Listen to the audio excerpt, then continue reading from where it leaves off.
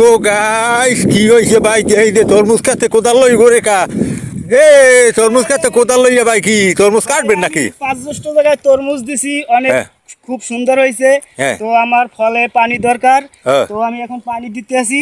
তাই ধরেন অনেক গাছের আগা এই বেডে পড়ে আছে, আমি বেডের আগাগুলো উড়িয়ে দিতেছি যাতে আমার আগার সমস্যা না হয়, করার সমস্যা না হয়। তো গাইস, আপনারা যারা তরমুজ দিয়েছেন সবাই মানে আমি দোয়া করি যাতে আমার মতো সবাই লাভবান হন। তো আমাদের জন্য দোয়া করবেন। আমরা অনেক কষ্ট করে মাঠে কৃষিকাজ করছি, তো রোদে পুড়ে ঘাম ঝরাইছি। তো আমাদের জন্য সবাই দোয়া করবেন। আমরা যারা তরমুজ চাষে আসি সবাই যেন লাভবান হইতে পারি। ইনশাল্লাহ ইনশাল্লাহ ভাই। দেখেন তো এই যে আমাদের এই যে ক্ষেতগুলো, এই যে প্রজেক্টের যে বিশাল এরিয়া, এইগুলো দেখতেছেন, এগুলো সব তরমুজ। এই আমাদের এই অত্র কোলায় যা আছে সবই তরমুজ। এখানে বিশাল বিশাল একজনের প্রজেক্ট আছে, বড় বড়।